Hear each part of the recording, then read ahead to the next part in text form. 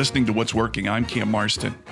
We focus on this show on workplace and workforce trends, looking for the people who are defining the workplace or doing an excellent job at what it is that they are doing, hoping to glean a little bit of nuggets, a couple of nuggets that we can take on with us to our own workplace. Imagine a job, if you would, that is something like the following. You wake up every morning in the wee hours of the day, well before the sun has risen, and your first look is at your phone as you scan the headlines that have appeared overnight. Before going to bed not too long ago, you've also been scanning the headlines to see what the news events are and what has transpired that day. You wake up in the morning checking in on these very same stories. The cloud in your eyes begins to lift. You're staring at the screen, getting the stories from the days past and getting ready to discuss them. As your day comes about, you're in the car listening to the stories, and your day begins talking about these very stories, these incendiary issues that are appropriate to the local group or national, whatever it may be. And you start your day talking about these very things to an audience that has come to learn to depend on you for insights into the local community. While you're not on the air, while you're not talking on the microphone, you're running a small business. You've got employees that are dependent upon you. They're needing healthcare policy decisions, etc. And it's a full-time job outside of being a personality. Guess, if you can, who I might be talking about here. It's none other than the CEO, the owner, the president, the boss of this very radio station. I first got to know Sean Sullivan when I proposed my idea of this very show to him many years ago. Well, not many years ago. I guess it was about 2 years ago. And he gave it a good look and asked me a number of questions and said, let's see what you can do.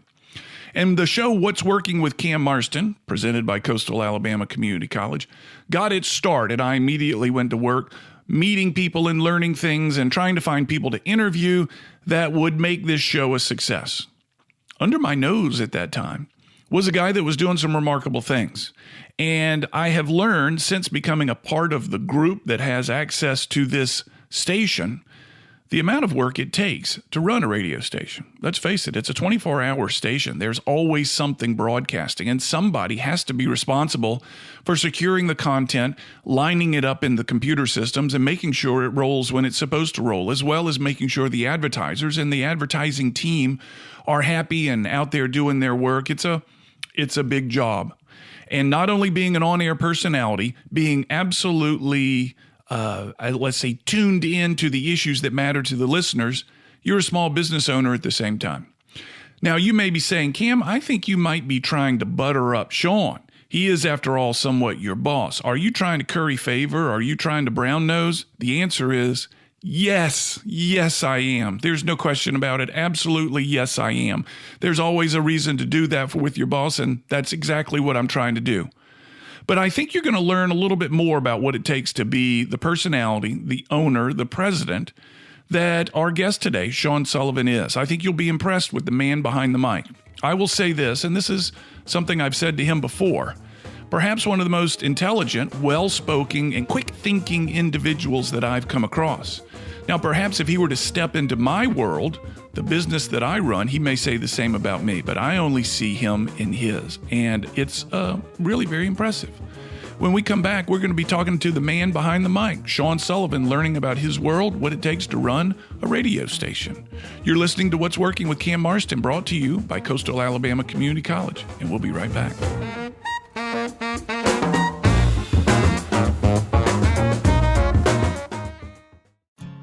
Think about how people really see you. The kid at the drive-thru just sees a coffee drinker. Please pull forward. Your local barista sees the person who loves a smiley face in their latte. See you next time. It's kind of the same way with insurance. Other insurance companies just see a customer, but a State Farm agent sees more. They see you as a neighbor.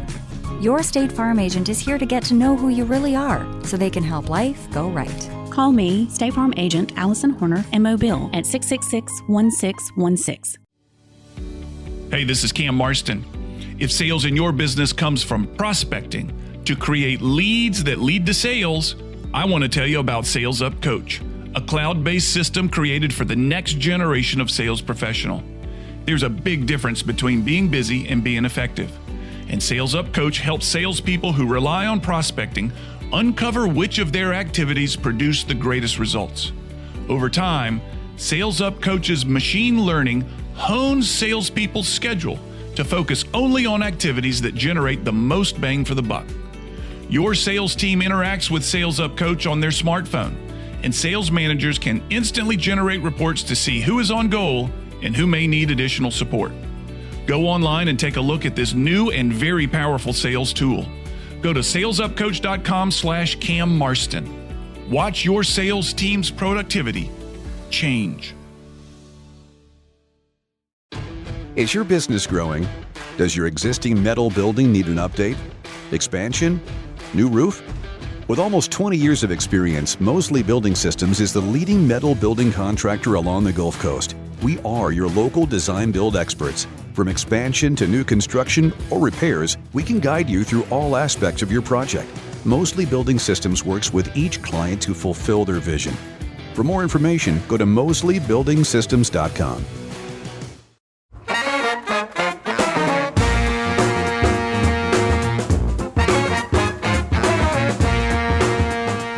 We're back. You're listening to What's Working with Cam Marston, brought to you by Coastal Alabama Community College. And I'm here with a guy that has a lot of familiarity on that side of the microphone. So we've turned the tables today, and we've actually got him out of his little briar patch and put him in a different studio in the city of Mobile to try to make him as uncomfortable as possible.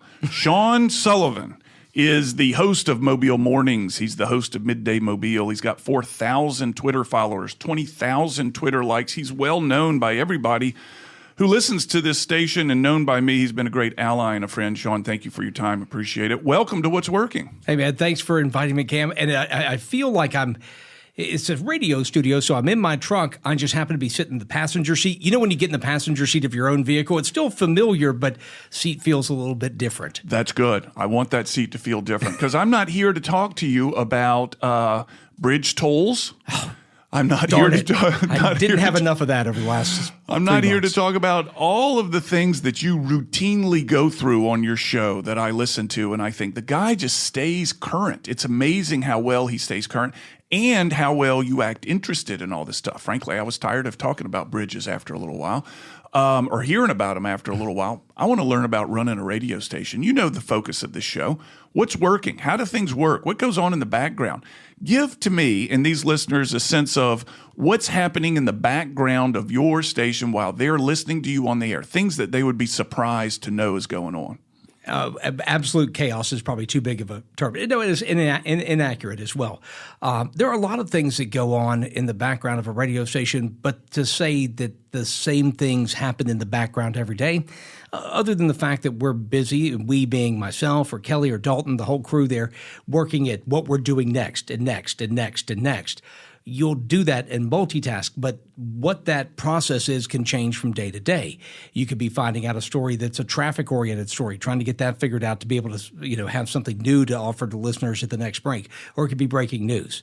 Or it could be breaking equipment that you're trying to work around. So there could be a lot of things going on in the background, but that's, what we're trying to deliver is a product that gets everybody informed, gets everybody engaged in the conversation. And although sometimes you'll find out about the stuff going on in the background because early on I had a program director tell me never to talk about what was going on in the background of the radio station. Just do the show. Right. Don't ever get into the other stuff.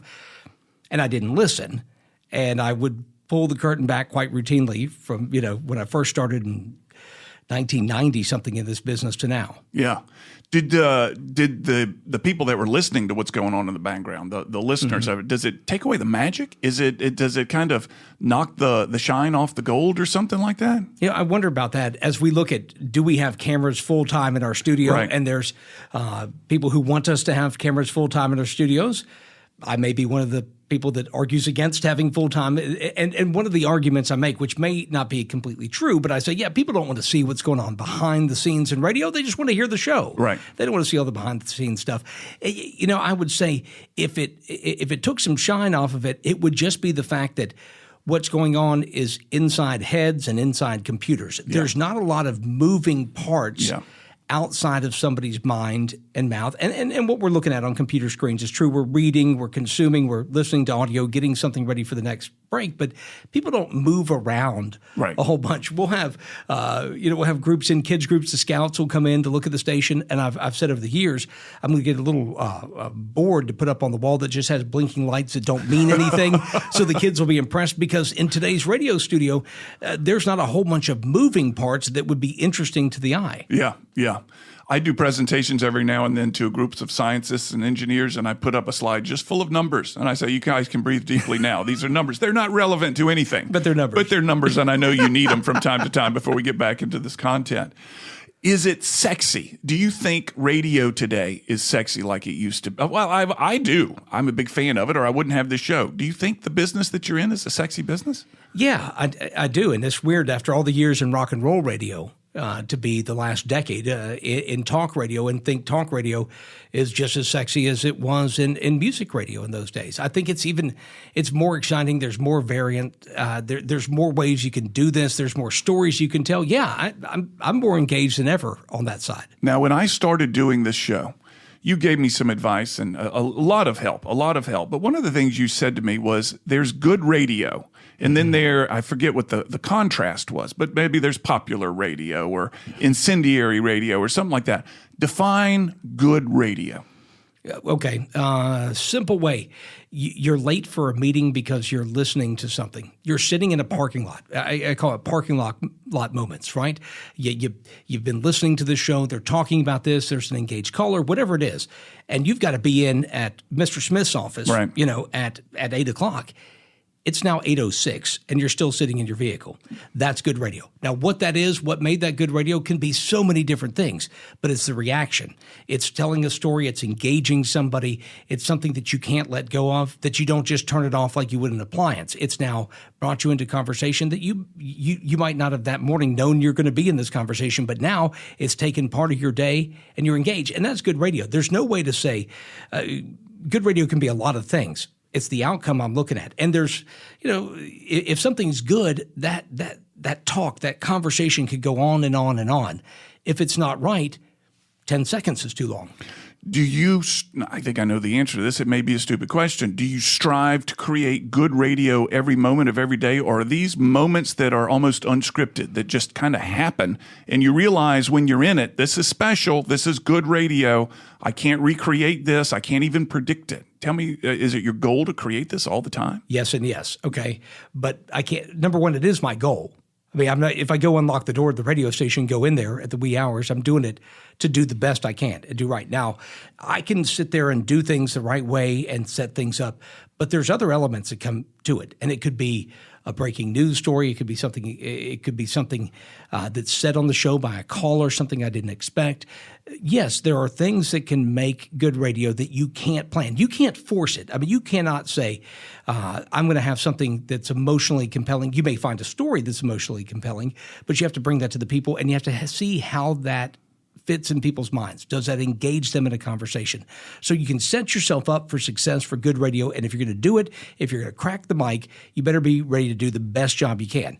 There are some things out there you can't control, that butterfly comes and lands on your shoulder every once in a while, and at that point, it's magical. You just know there's something special going on. That's right. Now, you told me early on that you can say and do things on your show that are going to make the callers pour in. You can say things that'll get people fired up to call in. And I thought at one point, well, that's good radio. You said, no, that's not good radio. That's saying things that get people to call. That's right. So that's one of the things early in talk radio, and talking to hosts, they'll say, oh, man, I had a horrible show.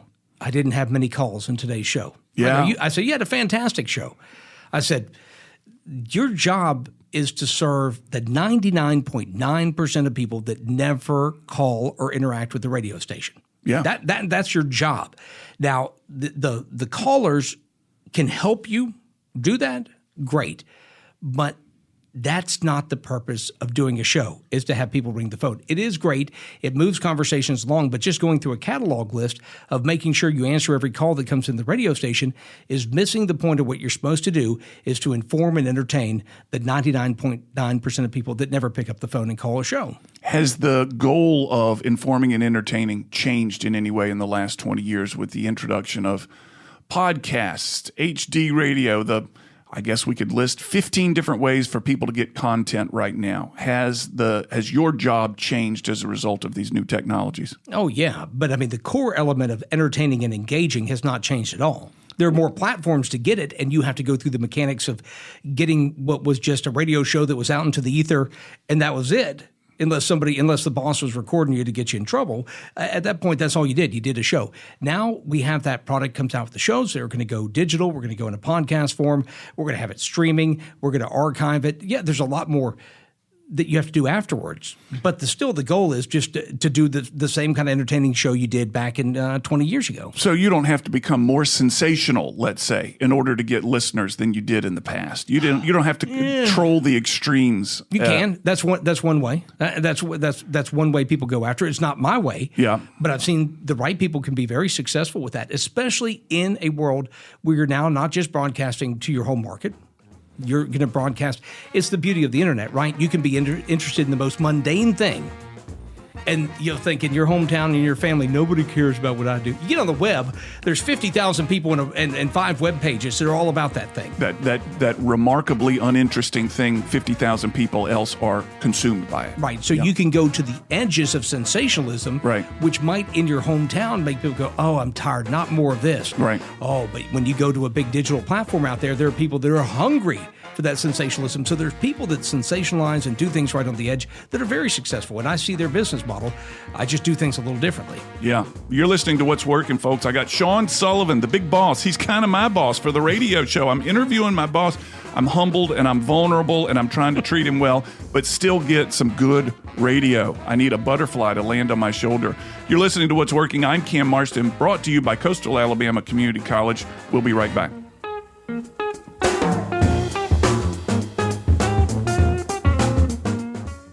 Folks, if pushing your education is important to you, if pushing to the next level and learning a little bit more about your profession or your expertise, or to learn a little bit more to move into a new profession or expertise, I want to point you to Coastal Alabama Community College.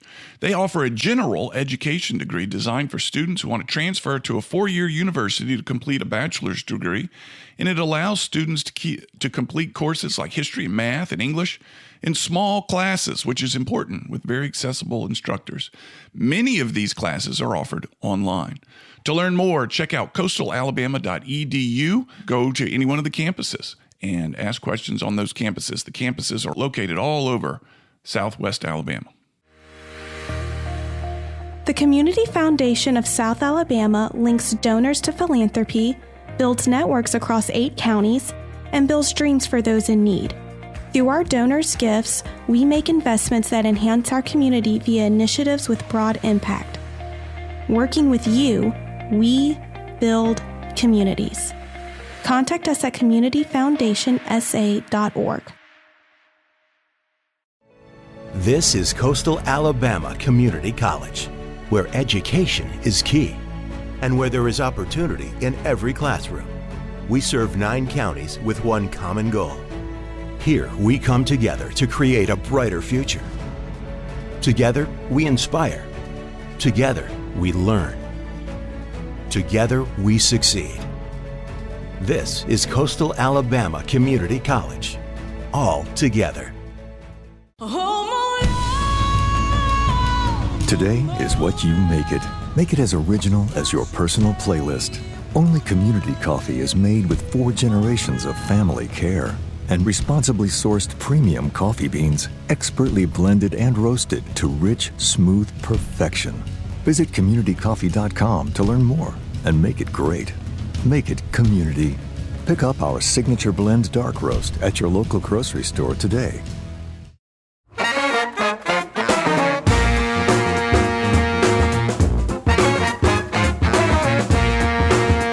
We're back. You're listening to What's Working. I'm Cam Marston. This is brought to you by Coastal Alabama Community College. I'm with Sean Sullivan. Sean, word association.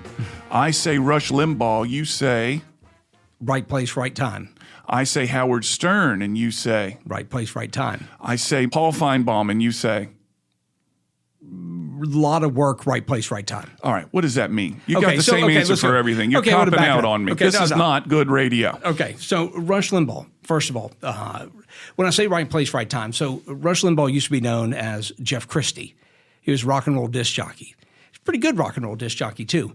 But he was finding that he was awash in a sea of people that were pretty good rock and roll disc jockeys as well. What made him different? Well, he had a pretty good bent on politics and history of the country. He also could articulate those thoughts. And he was in Sacramento, California, with an audience that felt pressure from the people just to their west in San Francisco and places like that, a liberal culture. People in Sacramento weren't the same. He started expressing ideas, and holy cow. This thing, and I guarantee you, he had a program director telling him, do not do this. Mm-hmm. Do not do this. He did it. It caught like wildfire. And I would say right place, right time, because you could have done that in another era, and it might not have worked the same way. Talk radio had been going on a long time, but this brand that Rush Limbaugh brought, it was the right place in the right time. It was the right guy to do it, too. And he carried it, and Lord knows, he is the Godfather. That's the name we use for him. And he continues to be relevant, too. And the reason he does, and I want to get to Howard Stern next, because both of those men are entertainers, as is Paul Feinbaum. They're entertainers, and I've seen people come and go in talk radio.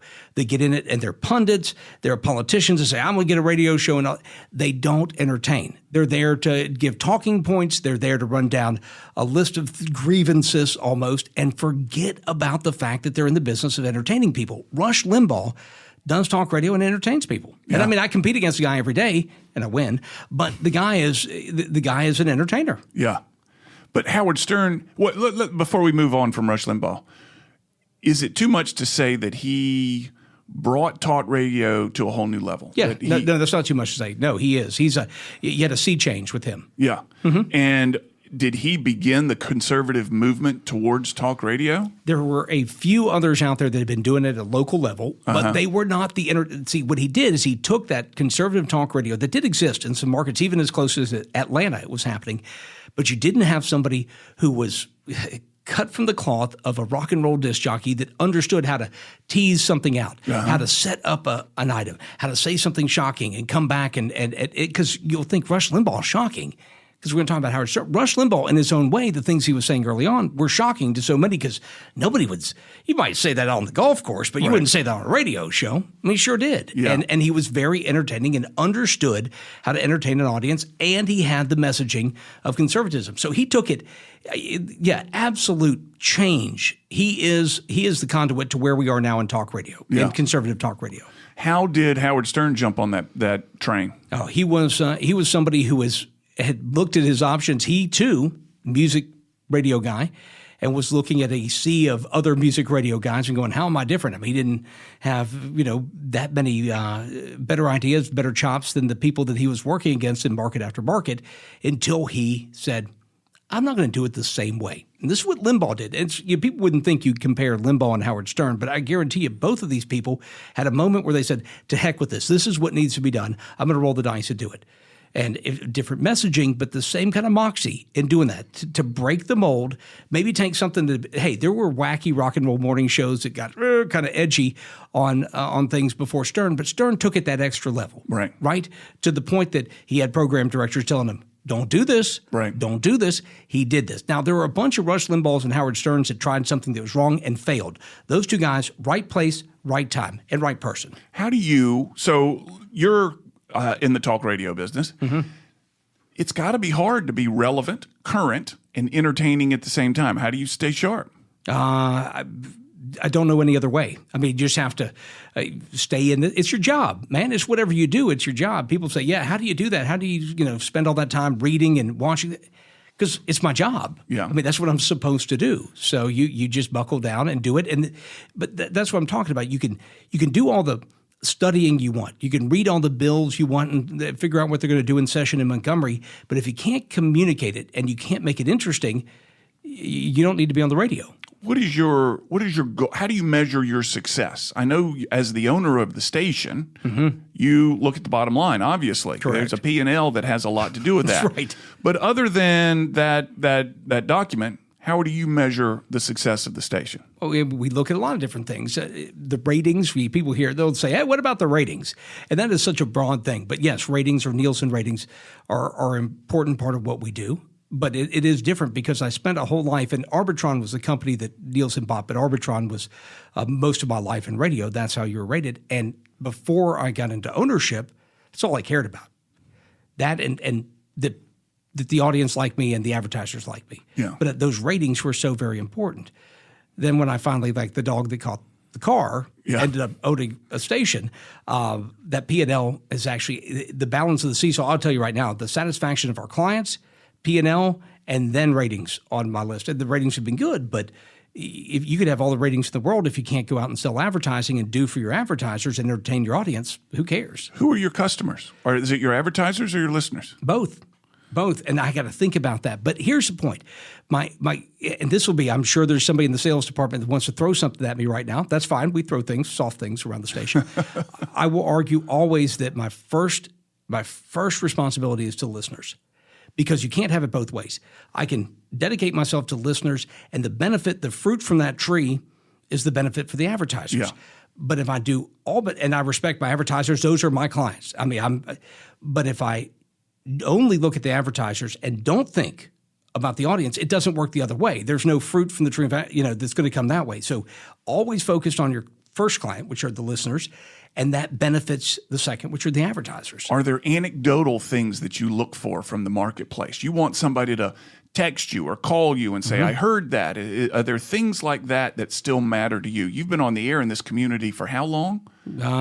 Came back here in 1996. Yeah. And been on the air since then. Yeah. So your voice is well known in the community, but there are people that likely don't mention that they heard you because they hear you all the time and they've told you already. But Right. there are things that you look for anecdotally that say, that was good, or I'm doing good, or the station's doing good? Sure. When I hear from new people and when I get stopped and somebody brand new, somebody I don't know, talks to me about it and then doesn't just say, hey, I listened to the show, I like the show. They said, when this happened and it made me think this, and then somebody else said this, when they go to, I just love it. Yeah. I mean, that's why it takes me, that's why when I go to the grocery store for my wife, it's usually about an hour and a half, even if I have like 5 items on the list, because I'm going to stop. And when I get those interactions with our listeners, absolutely love it. Yeah. That may be my favorite thing. So you're on, and I use air quotes here, you're on when you're on the air. You got a lot of energy, you got a lot of momentum. You got to stay in the moment with whatever the issue is, whether it's a caller, whether it's a story, whatever it may be. Do you have downtime? Do you have to go and relax, or is this you? Am I going to meet you at, let's say, 10 p.m. somewhere and you're this guy, or is this an on-air personality? Yeah, it depends on the day. I mean, I am myself. I've always used my real name on the radio. I think I'm pretty frank about my life and what happens behind the scenes. But yeah, the energy wanes through the day, and there's some days that, 10 o'clock at night, I'm probably not particularly entertaining because I'm ready for bed at that point. But no, is there a different version of me? No. Is it a little more engaged and ramped up when I'm on the air? Sure. But if you and I go fishing, I'm the same dude I am during the radio show. If you're going to talk tolls and you and I are going fishing and there's no way to escape off that boat, I feel like we've heard enough of that conversation, quite frankly. And let's pause it for a little while and bring it back. So no, that's fine, because there's so many other things we can talk about out on that fishing boat that we maybe don't need to talk about on the radio. Well, I want to talk about local programming. I want to talk about people like me and others like me. You got Bill Finch, you got Garrett Williamson, you got others, and there may be many, many more that I can't remember. 45 hours a week of live local programming. Organically created from our studios, 45 hours a week. We are doing more. I think if my math is correct, now I was a communications major and English minor, but if my math is correct, we do more live local programming hours than everybody else in town. Why? Because that's what the market needs. But is it what they want? I would say yes. Based I think on that's your been proven. P&L and based on your customers. And based on the fact that we launched the station in 2007. Okay, remember what happened to the economy in 2007? Yeah. There are people that had those little tiny hourglasses with very, very few grains of sand that flipped them over, and they were counting the minutes till I went out of business. Yeah. Guess what? It's 2019, and we're here and stronger than ever. Yeah. So when you've got somebody like me, I came and proposed my this show idea to you. How many of those proposals do you get on a given year? I got a show idea. Somebody says, "Hey, Sean, you got to hear this. This is the best idea ever." I've got a big file cabinet full. Do you really? Yeah. What makes something stand out when you see these? Okay, and we can take your story. Somebody like you that talks for a living, all right? You do this. You already know how to make presentations in front of groups. You know how to engage people. You know what people are looking for. You've done this before. That's number one. That doesn't mean somebody who doesn't have your experience doesn't have the idea for a show, because they do. But number two, is it something that will engage with some part of our audience? Doesn't have to be everybody. That's the thing about talk radio. People are like, well, I like this show, but Sean, I don't like that other show. That's fine, because there's another person that likes that show that doesn't like the other show. That's cool. That's good. Listen, you come and go. We'd love to have you for 25 hours a day and 8 days a week. Right. But we'll take, you come and go. That's fine. But a subject matter that will be compelling and will engage some of the audience, and then having somebody who realizes when they take this on, they're going to have to do this every week. The deadline's the deadline. So I'm looking for talent. I'm looking for responsibility. And I'm looking for entertainment. Yeah. And how many? You didn't answer the question. How many of these ideas do you get on a regular basis? I'd say, you look at a yearly average. I probably get 2 new pitches. In early days, I used to get 5 new pitches a month. I'd probably get 2 new pitches a month right now. I'm probably getting a couple dozen a year. Really? Yeah. And do you spend time with each of them? Sometimes I always will call somebody back or email them. Yeah. Because that's the home training. That's what you're supposed to do. That's the polite boy in you. Yeah, that's what you're supposed to do. Right. Mama wouldn't have it any other way. But sometimes it's a pretty short, and somebody says they have a follow-up question, sure, I'll answer it. If I have time, I would like to engage everybody in these conversations. Right. But I have to look through a lot of shows, and it's not just the show material. Sometimes it is worth me meeting the person to find out if it's somebody that I think has the chops to show up every week and do a show. That's a lot. That's a lot on top of an already busy schedule for folks. Yeah. Well, it's been educational for me, and you and your team have walked me through it, been very helpful. When we come back from break, I want to hear about a given day, what time your alarm goes off, how you start your day, how you get prepared for the first show, what you do between the first and the second show, where you find time to listen to the shows. I want to see a weekday in the life of Sean Sullivan. This may or may not be interesting, by the way. You're listening to What's Working, brought to you by Coastal Alabama Community College. I'm Cam Marston. I'm with my boss, Sean Sullivan, and am uncomfortable, but I think it's going okay. We'll be right back. We're going to hear about the day in the life of Sean.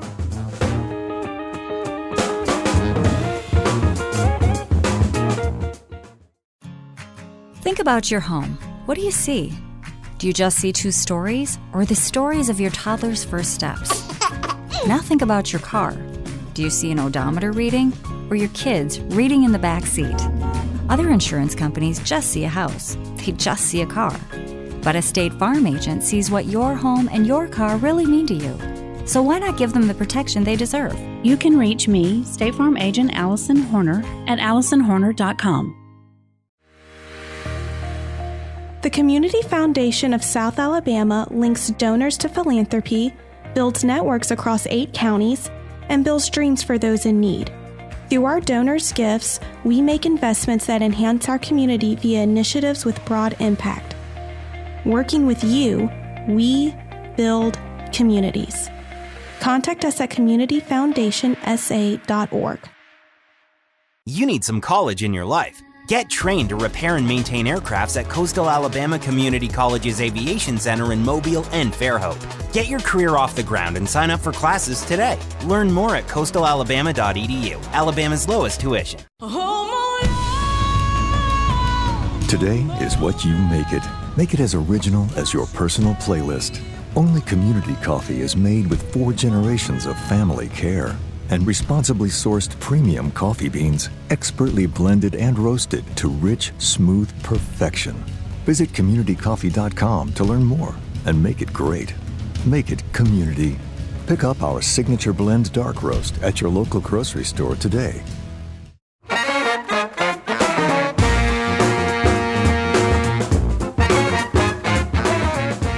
We're back. You're listening to What's Working. I'm Cam Marston. This is brought to you by Coastal Alabama Community College. I'm with Sean Sullivan. We're going to talk about a day in the life of Sean Sullivan.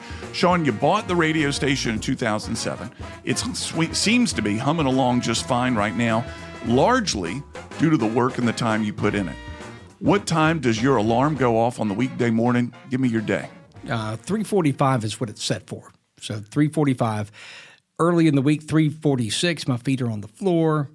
Later in the week, what is 9 minutes? So 9 minutes and then 9. So sometimes it's not till a little after 4 o'clock that I finally get out of bed. But early in the week, I'd say Monday through Wednesday, it starts at 3:45. And you do what? Do you hit your phone and you hit the headlines? Do you go make coffee first?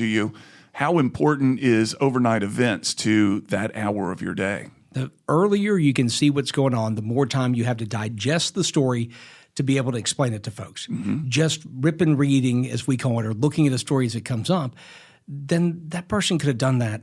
We read headlines, we have news headlines, but people come to us also for being able to give a little extra context to whatever that story is. So that often is after the shower, I will have my phone up with either audio or big font news stories and brush my teeth. And I'm reading while I do that. I'm reading as I'm walking into the garage to go get in my truck.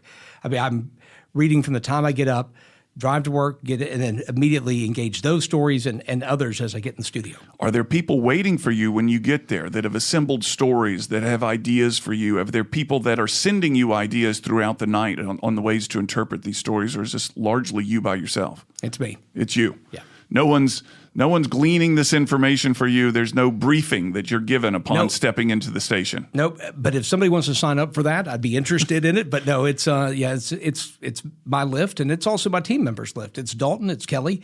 We're all doing our own thing. Yeah. And we're going to come together right before airtime, make sure that we have all these things covered. But no, you've got to look at this stuff, and you just have to digest it and be able to get. And the nice thing is, it makes it easier to digest the stories today because you did it yesterday. And doing it yesterday, you just build that muscle and you're engaged in that story. So when you read the new news account, you're already familiar with 50%. This is just the new part of that story. So you can give some backstory. You can give some context. Do you make notes? Are you working off a legal pad? Are you typing anything up? You're typing? Typing, yeah, which is not my strongest suit. But yeah, I type. I may make some notes or vocal notes in my phone because I actually, the morning actually starts the night before. I start the night before with prepping before I go to bed. I see what's happening there in certain places. I go online, look for different news stories, see what's hit, and then I get those. And the Lord knows if you check my email, the amount of stuff I email to myself. Really? Oh, I'm my number one. Yeah, my number one emailer. And so I send all that stuff to myself, and then I start engaging with those stories and the news stories the next morning before I then go in the studio and start culling too, because part of what we do is not you can't do every story. Right. So which ones make it, which ones don't? Why? Right. Okay. And which ones have to be moved to another day? Yeah. So you're now talking about these stories that you've organized overnight. Do you prioritize them? I suppose you do. Prioritize these things, and some of them just don't get touched on due to time, whatever it may be. And that's the story that you're talking about engagement. That's the story that somebody goes, you didn't do such and such story because you have this or that opinion. And I go, actually, it's because these other stories were bigger right now. And I'll tell people on the phone, I'm like off air, I'm really engaged in that story. I like that story a whole bunch. Right. Here's the reason I couldn't get to it. Yeah. And you move on through the hour. Your show ends. You then turn it over to someone else, and you come back on in midday. Right. What are you doing in that segment of time between the beginning of end of the first show and the beginning of the next? At that point, my job's a little more hybrid. I am working the whole time. I'm talking to you about things like station health insurance or scheduling or getting the van serviced or something like that. At the same time, my right eye is watching stories, and I'm watching TV monitor for what's happening on different cable news networks and news things. So I am prepping for my midday show. At the same time, I'm running a business. At the same time, I'm trying to set up interviews for the midday show as well. So I'm busy doing things that everybody does. Whatever business you have, I have those same responsibilities, right? Just regular business, small business responsibilities. But while that's going on, I'm getting ready for the next show that starts sometime over the next few hours. Yeah, and let's also face the fact, you're married, you got kids, you got those responsibilities too. So it's a busy lifestyle. I'm willing to say it's a little bit busier than most. It certainly sounds like it is. So you go through the midday show, And then I guess you got one eye on the screen, just like normal, and you're back to talking about health insurance and things like that. That's right. And working out things that we need to do for the next day, looking at all the different shows. If it's Wednesday and what's working's coming on, right? I got to get things ready for that. There's a lot of things we do in scheduling. Now, let me say this, that my life has gotten a lot, but this is a little slower pace than it used to be because with Dalton has made a big, big difference to my work schedule because Dalton, when he came on board, he learns things at a rate that is just amazing. The first person I see that tells me millennials are lazy, I'm going to point out Dalton Orwig to him. This guy has changed the amount of time I can spend on some of the macro things I need to do with the station and let go of some of the micro. And it was hard to let go of those things, but you have somebody that you have confidence in like that, you can finally start letting them go because they're probably done better than I did them in the first place. When you were on music, when you were doing broadcasting music, this is not the pace you live doing music, is it? No, it was looking back, those were the days. Those were the salad days and didn't realize how good I had it. I have those too. My wife and I talk about them. We didn't realize how much fun we were having at the time. Right. That's right. So how did you learn this pace? How did you figure this out when you got into 106.5? Was it did you teach this to yourself? Did somebody, was there a mentor that says, listen, this is a heavy lift and here's the way to do it. You can't ever stop. You've always got to have an eye on the headlines or you're gonna miss it. Is that what happened? I guess I learned it myself through being easily embarrassed. Oh. Right, not wanting to. Now, there are some things, if somebody calls on something and I don't know, I am the first person to go, I don't know. I need to look at that story. I can't offer an opinion until I get more facts. I know that's not popular in talk radio, but often I'll say, I don't have enough information to render an opinion. But give me some time and I'll probably have one. Right now I don't. But yeah, I don't want to not do a good job for the listeners of FM Talk 106.5. So that drives me. And it's better than nobody could have given me the direction to do this job that I would have needed. I had to learn it myself through trial and error. Yeah. And it seems to be working. Now, if you could tweak something going forward, if there's one thing that somebody could take off your plate that would make your experience, your lifestyle a big different today. You've talked about Dalton taking over some of it. What would that one thing be? If you could just push this off on somebody else deal with the health insurance for employees, what would it be? You're saying it. That's it. And that's one of the problems. I mean, Lord knows there have been books written about this. You were one of the masters of this discussion. I'm the person that fell into that trap. All the years ago, if I had a station, I'd tell you how I'd do it. Right. I'm the guy that ended up going, oh, crud, now I got to do it. Yeah. And those things, if I could push those off, yes, I think I could detach from them, but it's still your business. It's still how I feed my family. Right. That's what people don't realize. This is what I do. This is how I feed my family. But my number one love is on air. My number one love is doing shows. I would like to, one day get to where I'm doing just one show a day. I know it's a wild concept instead of doing two, but I'd like to do one show a day. And in this fantasy land, maybe less of the business administration and more the creative side. Yeah. So let's talk about the creative side. Let's assume you had an hour. Right now, your topic is current events is what I'd call it. Is that what you give it? Mm-hmm. If you had an hour, 2 hours, 3 hours a day to talk about what you want to talk about, where you know there's depth of content and you know there's interest in the listeners, but it's something different than what you're doing today, what would that be? You'll hear it sometimes, right? When I find that guest and all of a sudden I'm not on current events for a whole hour, and it could be science and nature, history, Alabama history. It could be space. It could be future. What does the economy of the future look like? It could be technology. It could be sport. There's so many things I'm interested in, and often I try to put those back because I go, just like we were talking about shows coming to me all the time. I want to make sure what I'm doing is of interest to the most number of people. And there'll be times that I'm so deeply engaged in an interview that goes on an hour. I'm so focused. I'm going, you like this too much. You need to not do this again. You need to get back to current events. Yeah. What are the trends in talk radio these days? Product is king. Still is king. Content is king.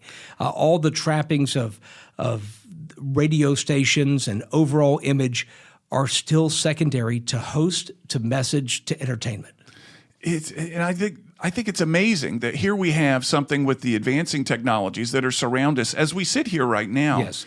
Yet the same kernel of truth exists as it did back in the day. This doesn't change. All the technology, all the changing economies and environment have not altered the fact that content and host still dominate. Am I right? Yeah, you're absolutely right. And it's, radio is a campfire.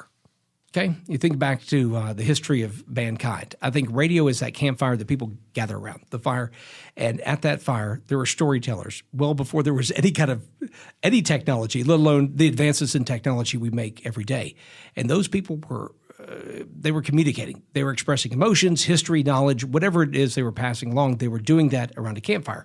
They were also probably in a talk radio format because somebody sitting on a stump over there might have an idea and comment on that and might elicit a conversation from somebody else. This has been going on. What we do in talk radio has been going on over the history of mankind. It has just changed the platform it's on, and it will continue to change. It'll be on some other platform, by next year, let alone in another 100 years. Now, we did some work for a station ownership group, I'm guessing about 5 years ago, out of the Midwest somewhere, Hubbard Broadcasting, that's what they're called.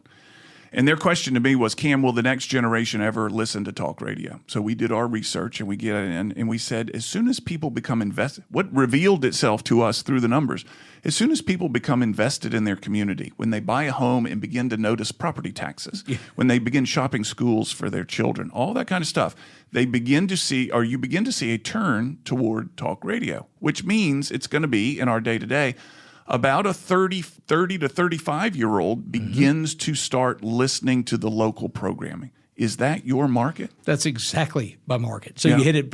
So we are now I welcome everybody who listens. Sure. Okay. And we do have some younger listeners today. I'm out of school today and I'm listening. I'm like, good. But they're not our bread and butter. 35 to 64-year-olds are our bread and butter. Yeah. That's exactly what you're talking about, the timeline when people are engaged. And I followed that same trend too after decades in rock and roll radio. That time in my life that I started getting in the demo for talk radio is the time that I got to start doing talk radio. And somehow this station came open. I'd love to hear that story. We got a minute and a half. And they said, and you raised your hand. I want in. Yes. They said, really, this thing? You want to do this? I said, yeah, why are y'all looking at me like that? Right. And we did this, and they said, do you know the economy's falling apart? Yeah, we still want it. Yeah. And, history's been good to us. Give me one name of an individual that's helped you from behind the scenes that you don't, I know you're on-air personalities, but somebody from behind that's been very supportive along the way. My father. Yeah, tell me. Number one. The man is number one, the best dad I could ever have, and also business sense that I lack. Yeah, he's got in spades. He empties his pockets of the lint, and there's more business knowledge there than I have. And I've just been lucky to have him as a father and learn from him over my lifetime. Sean Sullivan, owner, FMTalk 106.5, my guest on What's Working today. Sean, thank you so much, my man. And thanks for having me. I like this seat over here. It's a lot more comfortable than the driver's seat. Let's prep in that seat over there. You're listening to What's Working with Cam Marston. This has been brought to you by Coastal Alabama Community College. I want to thank Sean. We're going to come back for the final segment in a few minutes with thoughts for the week. We'll be right back.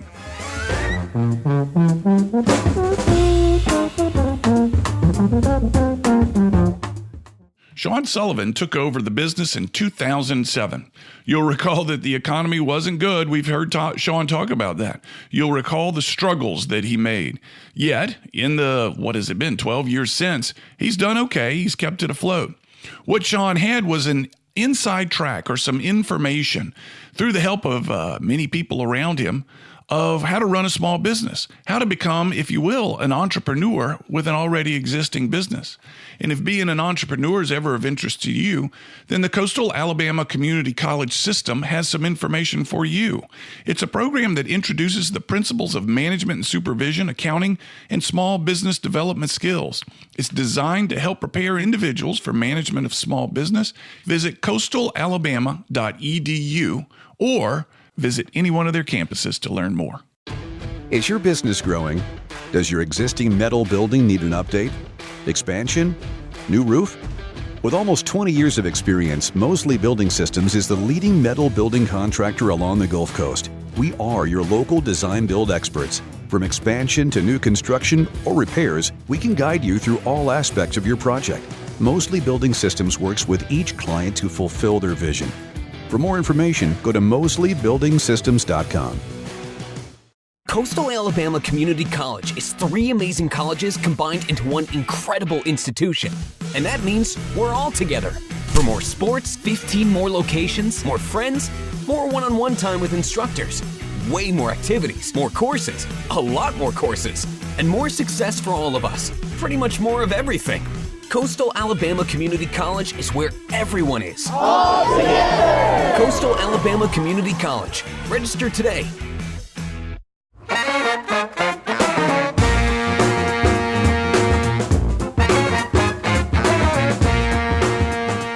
We're back. I want to give a shout out to Sean Sullivan. He didn't have to do that. He doesn't need the attention by any means, but I sure appreciate it. It was nice to hear what his world looks like. And I think that's the case for so many of these people that we get on the show is we see them from our side, perhaps from the vendor or the supplier side. But once we get on the other side and see the world through their eyes, it's a very, very interesting view. And Sean being no exception to that rule, his is a very, very interesting view. He said he doesn't think he does any more than any small business owner does in order to stay good at what he does and keep his business afloat. I know this, I don't get up at that hour every day in order to be relevant to my customers. I don't have to. And I applaud that effort and that commitment to being good. And I'm proud to be a part of this station. And am I buttering it up? Am I doing some brown nosing? Yes. Yes, I am. Some information came across my desk the other day. We had a client request some content. As you know, perhaps, my core business is doing demographic research and presenting the seminars that the research reveals, helping our clients understand their customers, their employees a little bit better. A piece of research that another organization did was forwarded on to me, and I had the chance to dig into it and then break it apart a little bit. And it's about this, and this was interesting to me. The millennial generation, all right? Millennial generation, born roughly between the years 1980 and 2000, late 30s through early 20s, roughly, are their ages today. The millennial generation, female, is waiting longer to get married than any generation prior. Due largely, according to this report, kind of biased, but according to this report, due to the unmarriability of the millennial male. It talks about the millennial female having to wait for the millennial male to, quote unquote, catch up in their adult development. So and I'm not talking about, physical development. I'm talking about ability to earn money. The report goes into information on how much the millennial female earns, and whether she's married or unmarried, the earning is roughly the same. But then it goes into what the millennial male earns. And I'm going to share you a little bit of this. The millennial male, roughly between the ages of 25 and 34, the married millennial male earns just shy of $60,000. This is on average. This is according to the U.S. Census Bureau, where the unmarried male earns less than $40,000. So 25 to 34, millennial male earns just shy of $60,000, married, unmarried, just shy of 40. So the unmarried men are earning about $20,000 less than their married counterparts. But here's where it really gets interesting. Between the ages of 35 and 44, these are older millennial males getting into some of the youngest Gen X males. So 35 to 44, married earn just shy of $80,000. Unmarried, less than half of that. So the older they get, if they're unmarried, they earn less. So the question becomes, are they earning less because they're unmarried, or are the married ones the catch that the females are looking for? The answer is B. Very interesting. Millennial females waiting longer to get married because they're waiting for their millennial male peers to catch up in their ability to provide for their family. You're listening to What's Working. I'm Cam Marston, brought to you by Coastal Alabama Community College. I want to thank Kristen Ogden for her help scheduling Sean at the studio. And I want to thank our producer, John Thompson, with Eyeon Digital. Check them out, EYEON Digital. We'll have another show next week for you, everyone. Have a good week, and we'll talk to you soon.